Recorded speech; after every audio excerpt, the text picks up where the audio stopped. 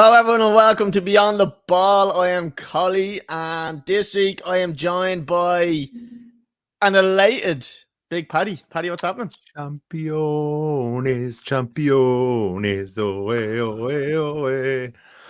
Ah, yeah, feels good to be winning a trophy this early in the season as well. It just sets you up so well for the rest of the season. So, how are you, Colly? How's No, I'm your not good. football life I'm not going? good. No, I'm not good. I'm not no. good. Polar opposites here. You know what I mean? You may as well. It's chalk and cheese here. What's going on between the two of us? Last Yeah. year it was me like gloating, not really even gloating, but me being the optimistic one, and you being the Debbie Downer. Things looked And a lot better for Chelsea this time last season. Like how the do you know why? mighty have fallen, how quickly it can happen as well. When Do you you know get why? the excuses coming out of that man. I'm sure we'll talk about it, but yeah. Yeah, we will get into it. We're going to be looking at the results from the week on. We'll be looking at a little bit of Liverpool as well, Paddy. Oh, two beautiful results for them. They're so bad. And then we'll have a quick look at the fantasy football. There's been some movement in the fantasy football, Paddy. You'll have to explain to us what's going on here. Yeah. And then we're gonna have the betting challenge as well, Paddy. We're back. It's Tuesday. Yeah. I got Connor zero. has made it. Yeah, we're starting. Me and you are starting again, but Connor has made it through his first bet and is on to the second bet. Yeah. So we'll be showing his bet. And hopefully he's on again before the time he wins, gets up to 1,000. I know he'll get to about 800 and then he'll pretend he put it on something and then it'll lose. Be like, oh no, but he's really after taking it out. We don't know. Yeah, and then we're gonna be looking at the weekend's football. So Paddy, we're gonna jump straight into the football review.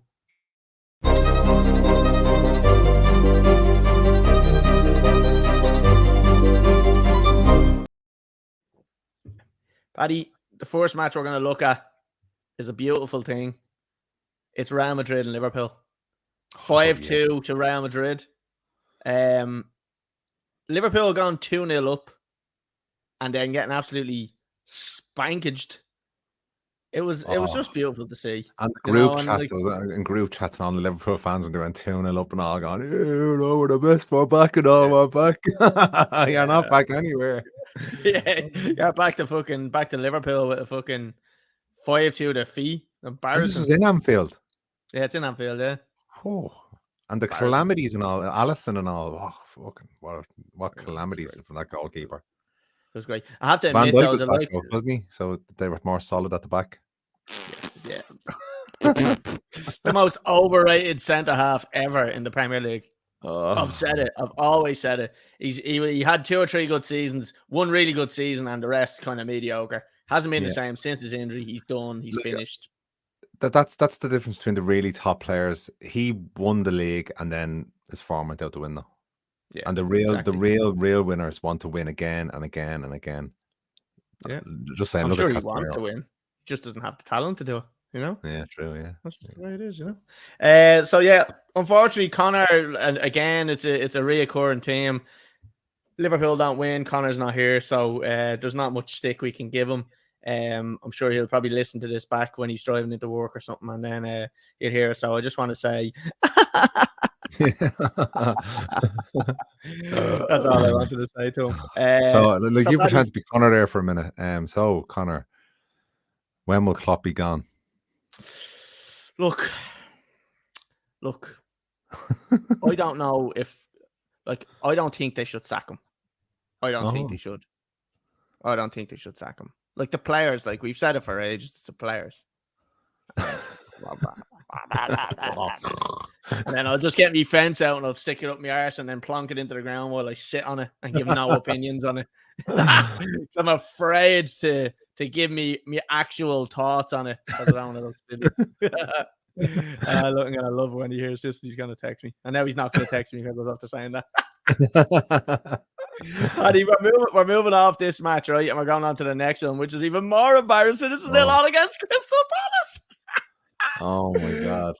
It's great. And everyone was thinking Liverpool were going to have 2 great games in the Premier League, one against Crystal Palace, and they're playing tomorrow night at home as well. And they just can't pick up a result that saved their lives. They got a result against Newcastle, but I kind of knew when they got that result that wasn't against the Newcastle that was really consistent and performing really well towards the first 18 games of the season. Newcastle's form had dropped off a cliff and they were drawing a lot of games, and for Liverpool to beat them wasn't that big of an accomplishment really. And I think you're seeing the real Liverpool now between Real Madrid and then Crystal Palace. They're gone. Yeah, I agree. I just think, look, I'm going back to Liverpool. I just think it's embarrassing. They can't score goals.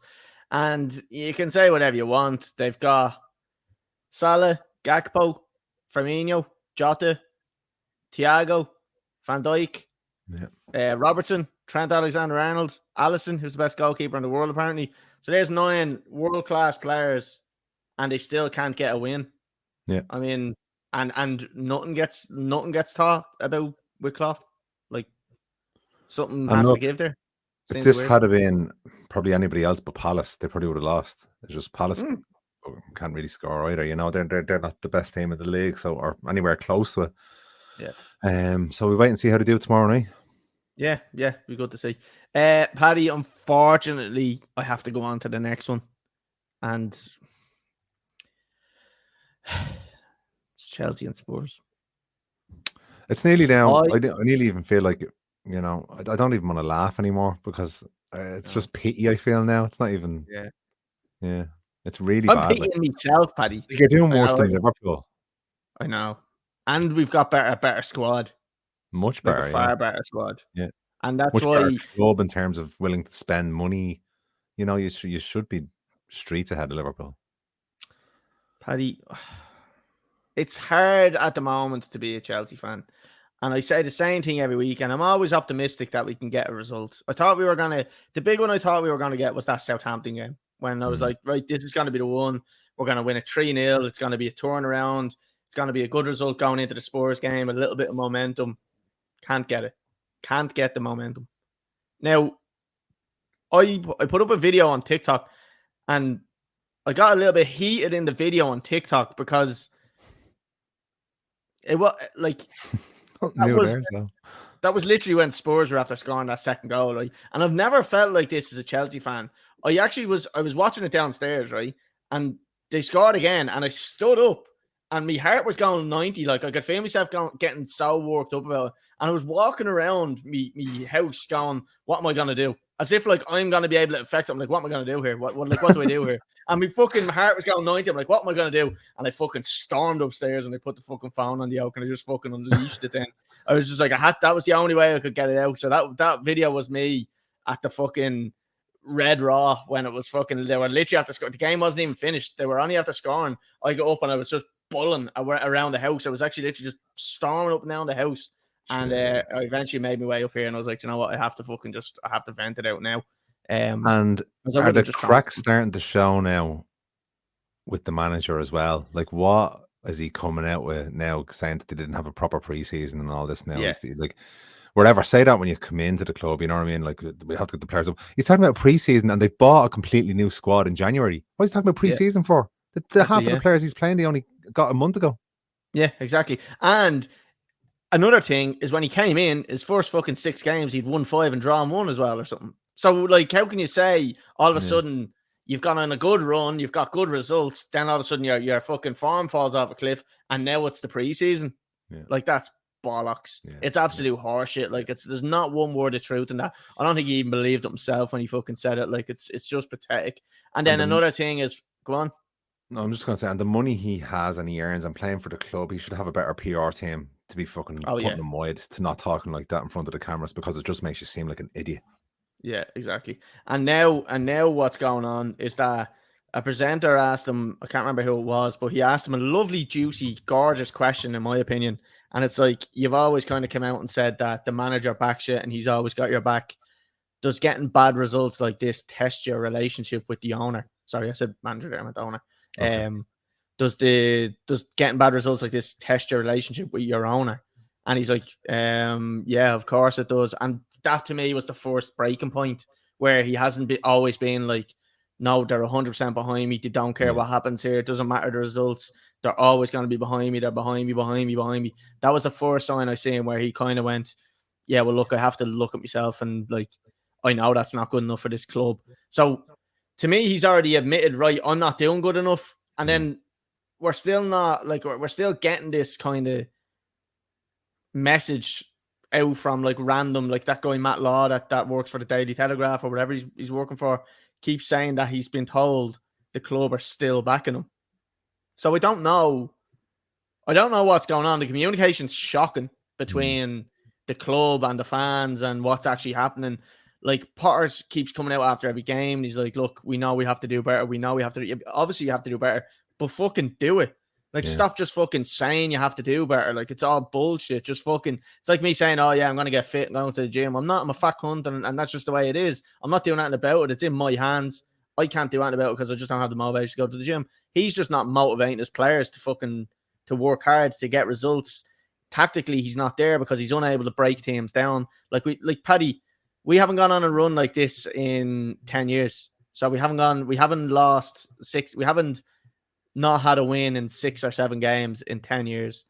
It was the first time in 35 years that Southampton beat us twice in the league in 1 year.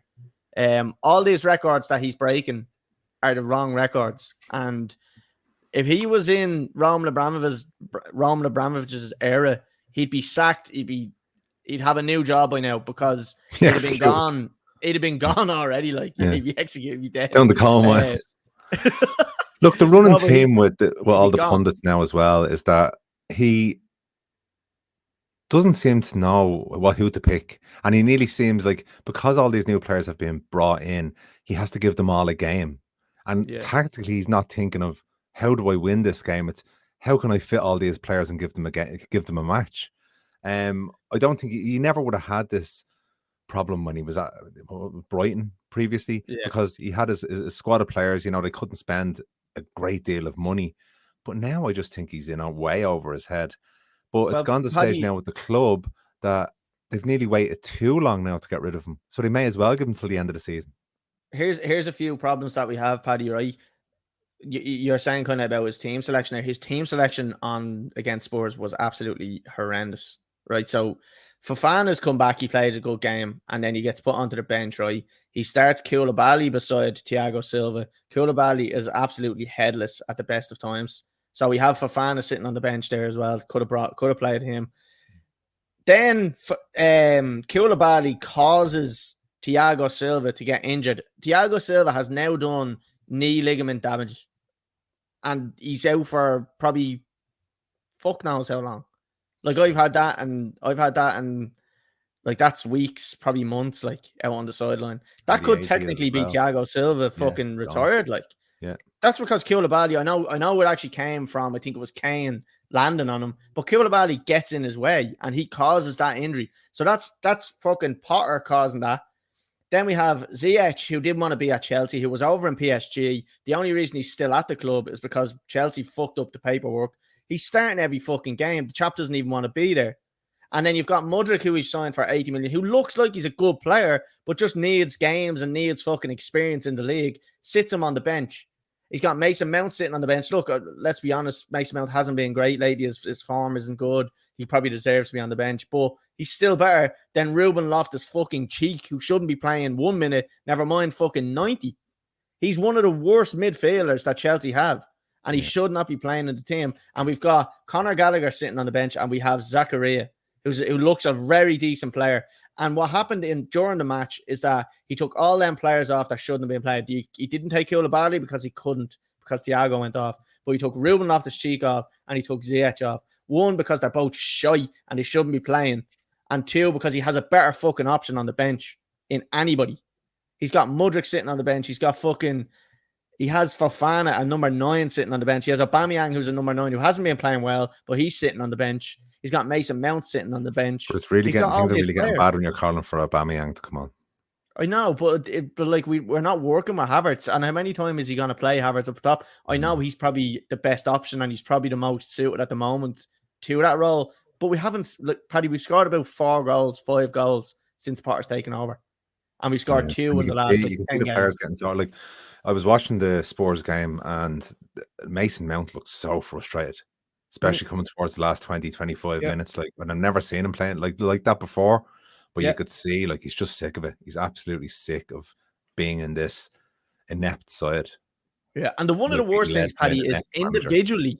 individually, we're all actually very brilliant. Like they're like Yeah. Joe Oh Felix, yeah. brilliant. Raheem Yeah. Sterling in his day, very Yeah. good. Yeah. Fucking Havertz, to be honest with you, is very good. He's a good ball player. He's just not number 9, he's number 10. Like the likes of fucking Enzo Fernandez, brilliant. Thiago Silva, brilliant. Like all these players, Reece James, one of the best right backs in Europe. All these players are individually brilliant, and there is passages of play where they're actually linking up very well, and you can see when they're kind of doing what they need to do, they link up quite well. But then when it starts getting to the final third of the pitch, they're clueless because they're not drilled. Yeah. Like the wingers aren't drilled to go by the lines to cut Look, inside. They don't know what they're doing. let's look at this in give it a FIFA analogy. Okay, you can go out and buy 20 of the best players in the world, but if they haven't got chemistry and you haven't got a manager that can create chemistry between the players, they'll never perform together. And I've been watching that United the last 10 years, spending more than any other club in the last 10, 12 years, Manchester United, but buying individuals, not buying people that can do a job for the manager tactically that he wants. And why is this? Is it because the manager tactically isn't providing the wishes to the owners because he hasn't really got the tactical know-how to be able to put that across to the owners, because they just seem to go out and supermarket sweep the players? Paddy, Potter played a tactic at Brighton which suited a Brighton team who are a subpar team, and it worked quite well. They found them very hard to break down. Like they had Lewis Dunk and they had who they got beside Shane Duffy, two powerhouses in the middle. So nothing in the air was ever won against them. So they were very good. Cucurella was there as well, who was brilliant for them. So he had an unbelievable defense, and then he was able to play the ball out from the back, and it looked like he was able to play some good football. But in reality, they were just defending really well because they had really good defenders. And like this tactic doesn't work for Chelsea. And they can say whatever you want. He doesn't have a plan B, and he doesn't have, to be honest with you, doesn't actually look like he has a plan A. He doesn't really know what he's doing, and the players don't look like they know what they're doing, and the fans don't know what's going on either. I wouldn't mind if he played a certain tactic and it wasn't working, and it's just nothing. There's nothing there. Like I said it before, and I keep getting messages on Instagram and all asking who would I like. I've said it already. I said Pochettino, Luis Enrique, Diego Simeone. Give me Jose Mourinho back. Don't care. Zinedine Zidane. Like there's 5 managers that are all available. Well, maybe not Mourinho and Simeone at the moment, but the other 3 are all available and are better options than what he is. In my opinion, he's better option. He's not good enough. He's not suitable for that job. I said it in day one, and you know when you get a gut feeling about something, Paddy, and you everyone always says trust your gut. My gut instinct with Potter was that he was never a Chelsea manager and never a standard of Chelsea. Chelsea managers need a certain pedigree. He didn't have it. And everybody slated me for calling him after the first fucking, I think we had a draw in the first game. I said I didn't see it. I don't see it. I don't think I'll ever see it. And I got fucking slated. But again, I hate the fact that I was right about that, because now look at the position we're in. Do you know? So it's disappointing. But anyway, look, Paddy, that's enough ranting about Chelsea for me. We'll move on to this one, Paddy. Go on. No, we skipped United Barcelona. Oh shit. I don't have a graphic right. Hold on. So talk to me about it first. What score was it again? 2-1 to United. Lewandowski got the penalty fairly early doors. Fernandez gave it away, which, look, there's no arguments. It was a penalty all day long. Absolutely all day long. It was a scary moment. But then, look, we pulled it out of the bag in the second half. We got the result.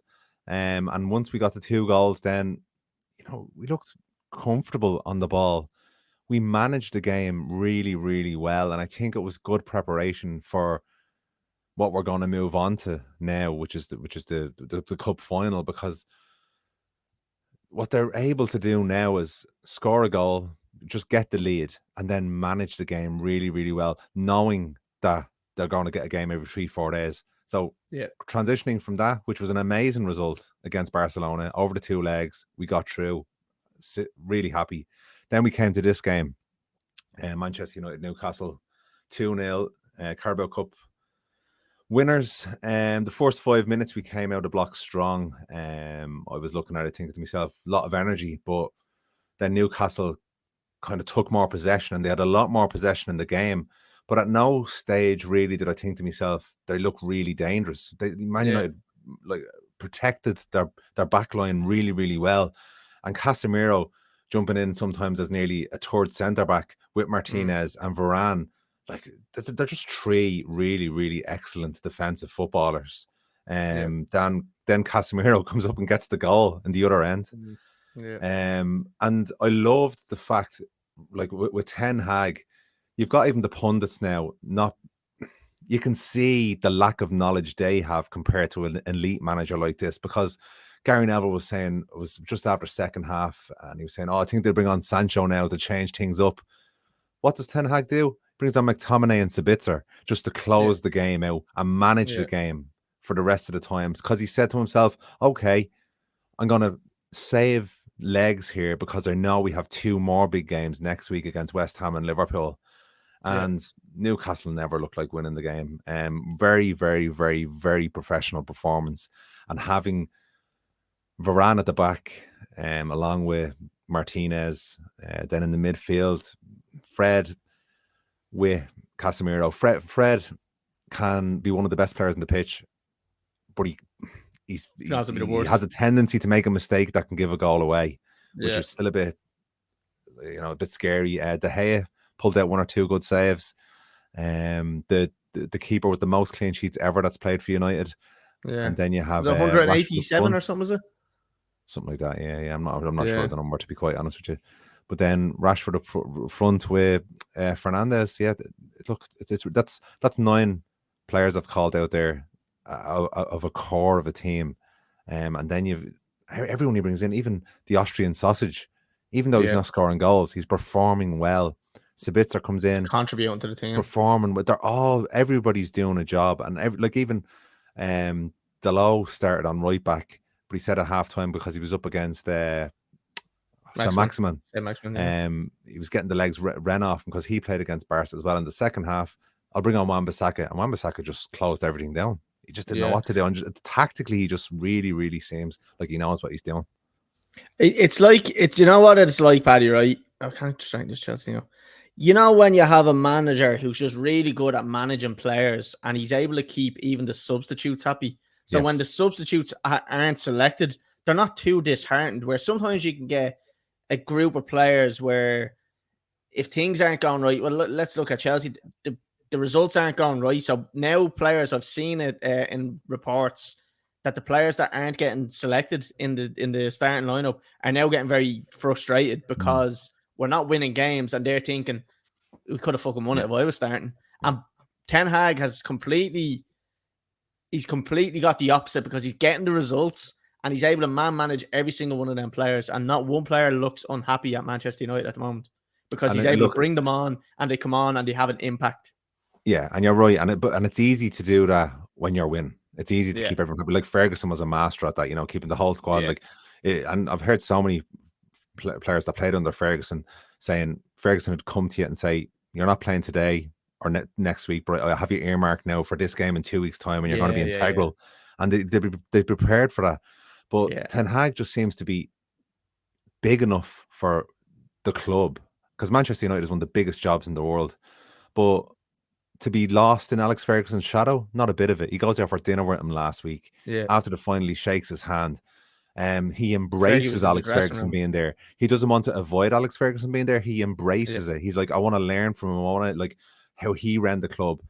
Look, I'm a very, very, very happy man. And I would say every single Manchester United supporter out there as well, because it's been a long time since we've been able to be this happy and this confident about our team. Like, even when Mourinho was there and winning things, you always got the feeling with Mourinho that he'd be gone in 2 or 3 years, because he doesn't stay anywhere for too long. It feels like now Ten Hag could be here for the long haul and bring a lot of success to the club. And the most informed team in Europe at the moment, Paddy. I think it's something like 27, 28 games without defeat or something like that. I think it's something crazy.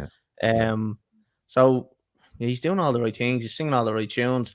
Alex Ferguson was in the dressing room singing and dancing with the players. Obviously, he's fucking 8 years of age now, so he wasn't doing too much dancing, but he was there. He was fucking, his presence was felt, and that's what that's what we were always talking about when I used to joke about it and everybody used to say, "Oh, go fuck yourself."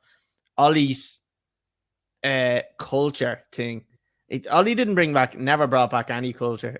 Ten Hag has the culture of Manchester United back, and the culture of Manchester United was a winning culture. Yeah. It was nothing else, right? There was nothing about it. It was a work hard and a win culture. And whatever you want about Ollie felt like a little bit like home because he was a Manchester United legend. He didn't bring the tactical and the managerial pedigree that you want as a Manchester United manager. You see, he understood what the culture of Manchester United was, but he just didn't have the tactical knowledge to bring the results to match the culture. Exactly, yeah. He knew what it was. Yeah, he knew what it was. Yeah. Right, Paddy, well, look, anything else you want to say about that win for United? No, I won't bore the viewers anymore. I think that's quite enough said about Manchester United. Right, Paddy, we're going to move on to the fantasy football.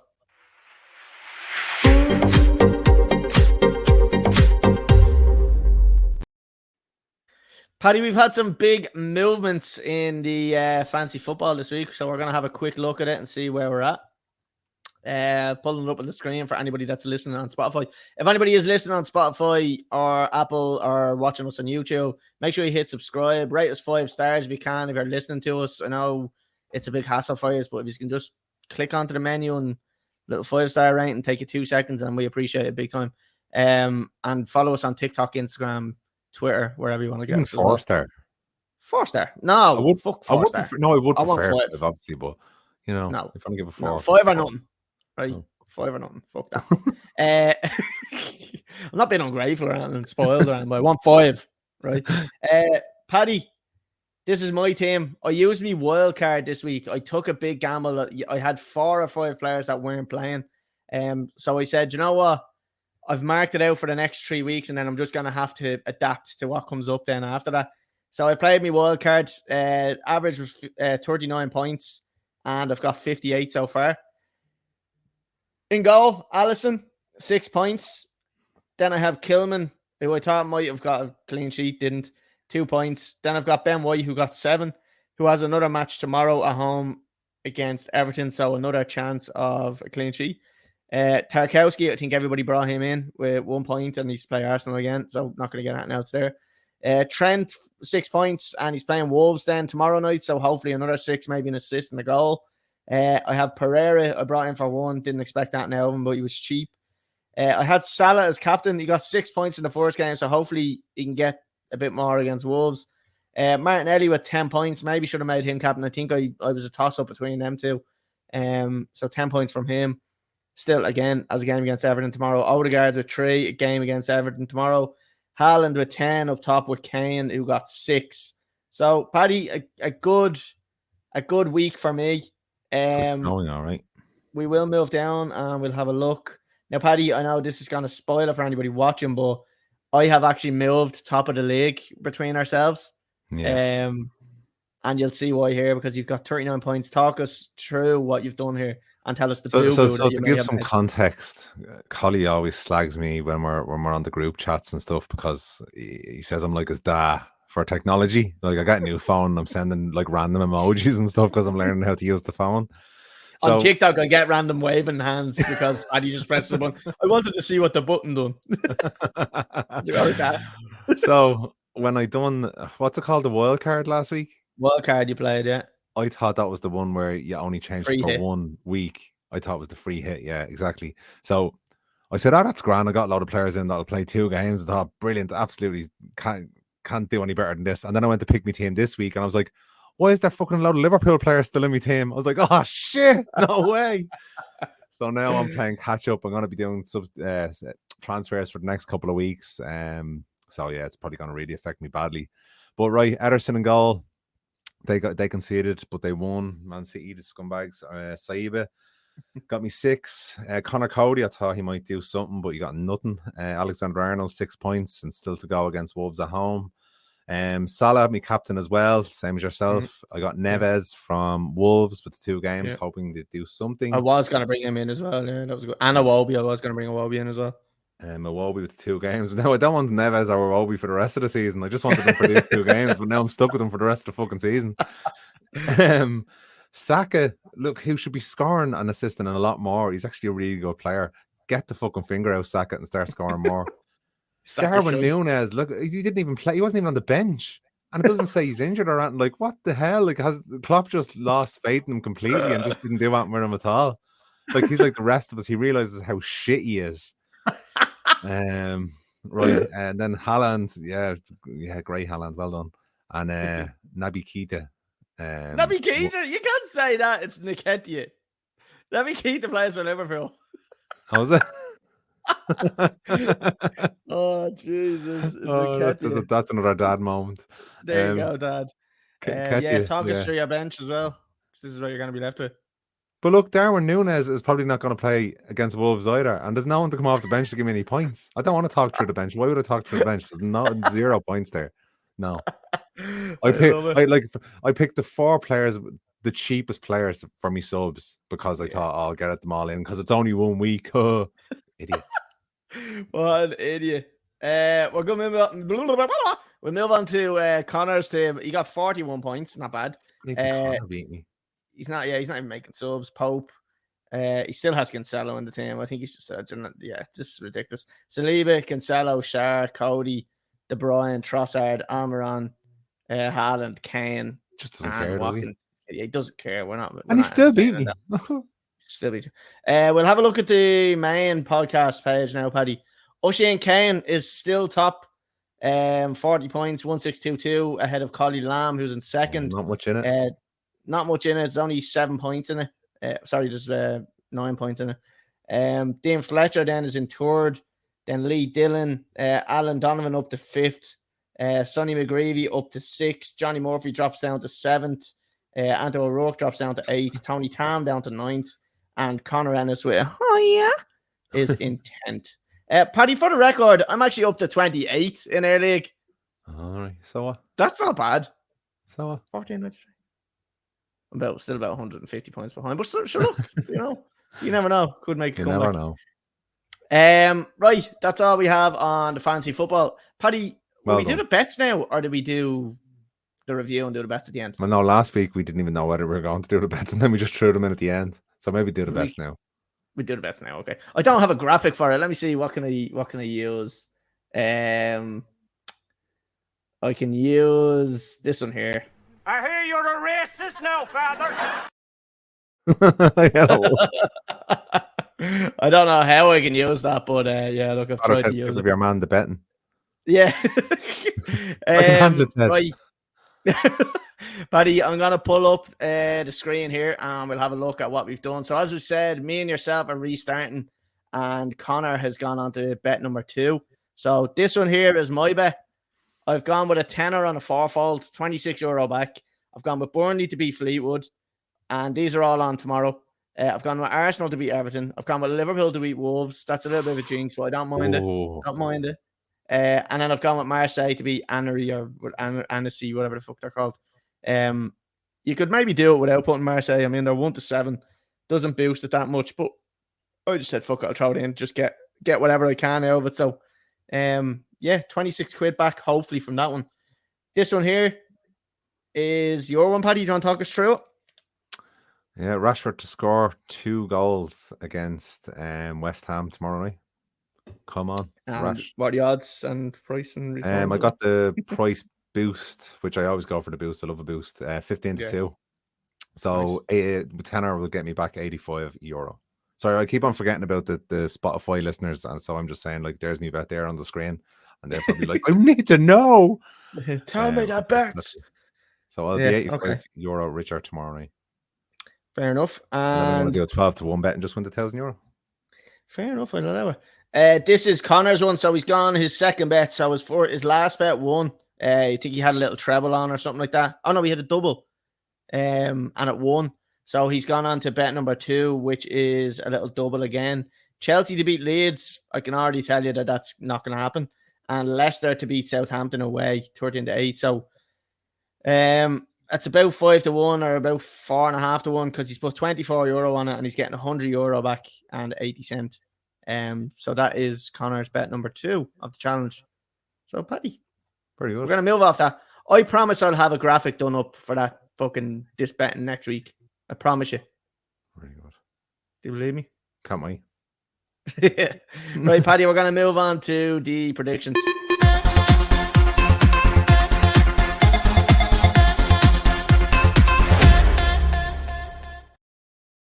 The music off that one always makes me gyrate. Let me see. I always give it a bit of a hip thrust. It gives me very, yeah. Do you want me to play it again? Yeah, go on, yeah. And everyone else, go on, hip thrust to it. Okay, let's go.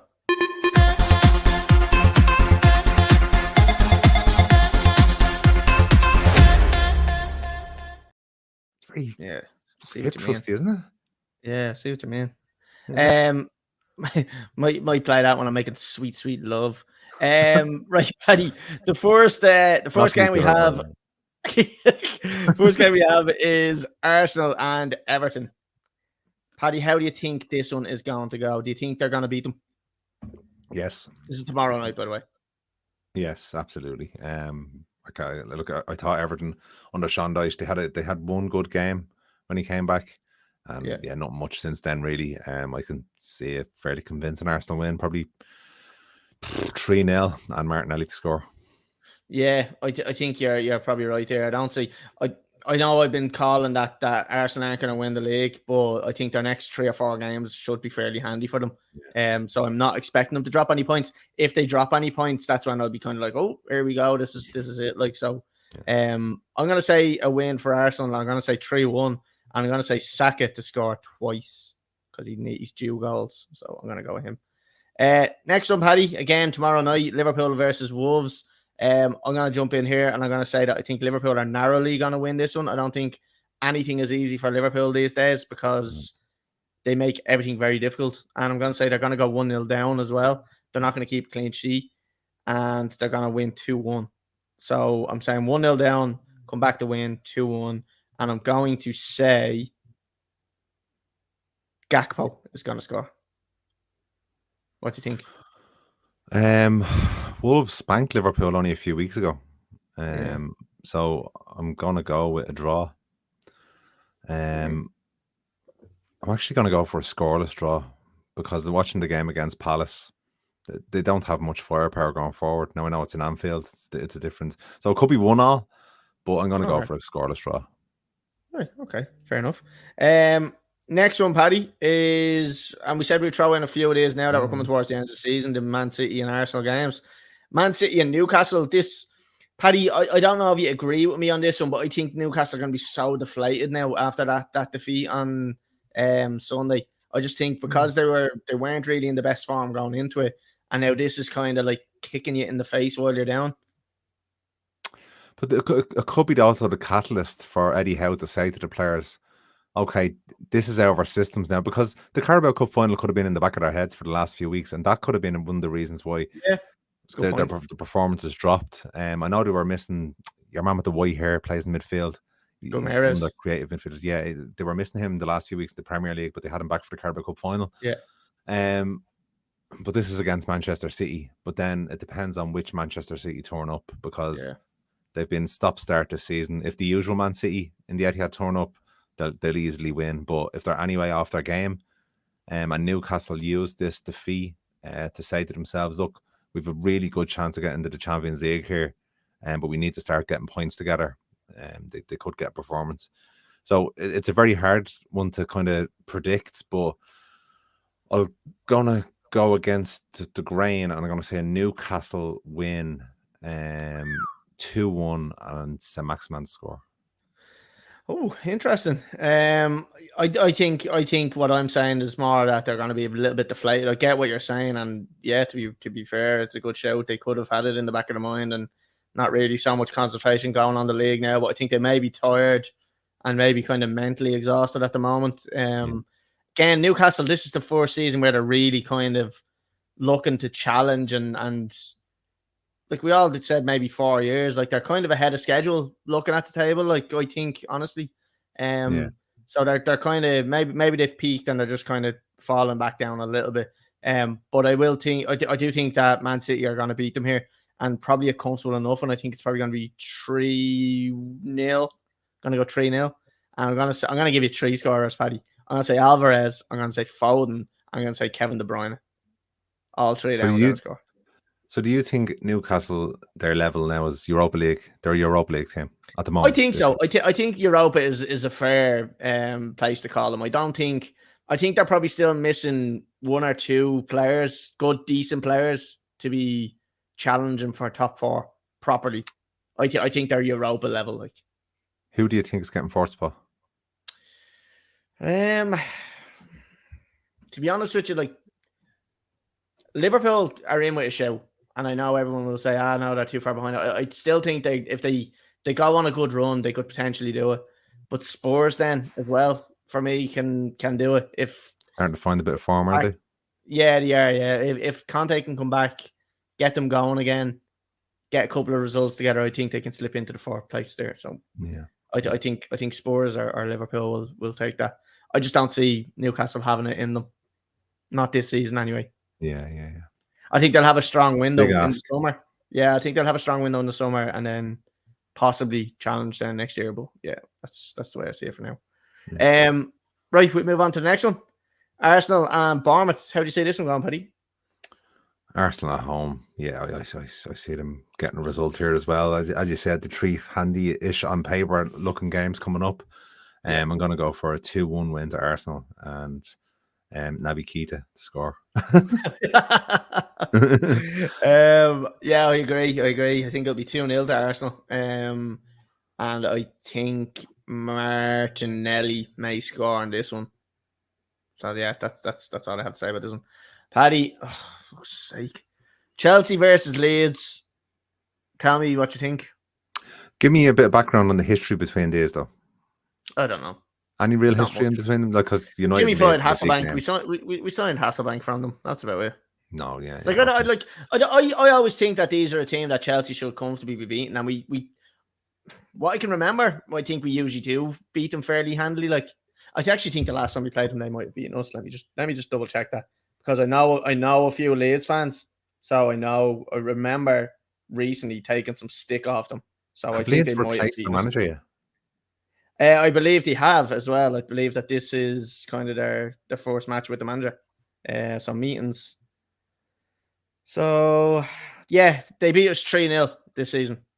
I knew that. I knew they were after hammering us. But before that, we beat them 3-0, then 3-2. We drew 0 all the way. Beat them 3-1. Beat them 5-1. Beat them 1-0. So like we beat them usually fairly comfortably. When we beat them, we usually score 2 or 3 goals against them. The old Chelsea.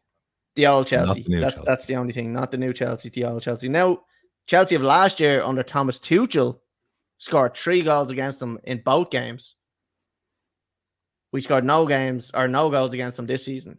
Yeah, stop living in the past. Right. What do you think this one, Chelsea Leeds? Give it to me. I think. What do I think? I don't know what I think. Thiago's out. I'm gonna go with. I'm gonna back Chelsea here in this one. I think this is the game where Potter gets a result and potentially kickstarts the season. The season for Chelsea could begin after this win. And I'm going to say they're going to win 2-0. And Havertz, who everybody has been saying shouldn't be playing, is going to score in this game and shut people up. So that's the way I'm going to go. Paddy, what do you think? Yeah, look, I want to say a draw because of how bad form Chelsea have been in, but I do think Chelsea are just going to get a win. Yeah. Leeds could score though, because as you said, like you're one of your most consistent players, one of your best players is gone now for God knows how long. So that would be a massive loss. So they probably score a goal. So I'm gonna go 2-1 to Chelsea. And who's the new blondie lad playing for us? Mudryk. I'm gonna go, him to get his first goal. Okay. Right, Paddy, the last game, last but not least, Liverpool versus Manchester United, a big game. How do you see this one going for you? Can I tell you after Liverpool's game tomorrow? No. Oh God. Look, we have a game against West Ham tomorrow, which look, all right, okay, I'm gonna go for a United win here. Liverpool's form is not great. United after this week of football, I would think that this squad team are gonna look, it's going to be very hard to beat. And every game it seems to be getting harder and harder to beat, even when we're not playing that well. But Anfield has always been a really, really difficult ground to go to. Stop Liverpool from scoring in the first 20, 25 minutes. I think, we'll definitely get a win. So I think 2-0 to United and Rashford to score because he's a fucking legend. He is a bit of a legend at the moment. Paddy, I think this game might be the one where you just get turned over, to be honest with you. And I just feel like you've got so much momentum building, and it doesn't last forever. I don't mean that in a bad way. I don't mean it's gonna really get the play. I just think you're gonna get a bad result here. Yeah. And Liverpool, let's be honest, they're gonna up their game for this match. They're gonna want it even more now that like United are kind of potentially going for the league. They'll want to be the ones that pop that balloon. I can't see United getting anywhere near the league. I think I don't think there's many United supporters talking about United getting the league. I don't think we're in the race. I don't. I think next season definitely. We still have a couple of cups to go in, but I can't see the Premier League. No, I can't see Arsenal dropping that many points. If Arsenal go on the run that I think they're going to go on within the next couple of weeks, I think Manchester United are going to win the league.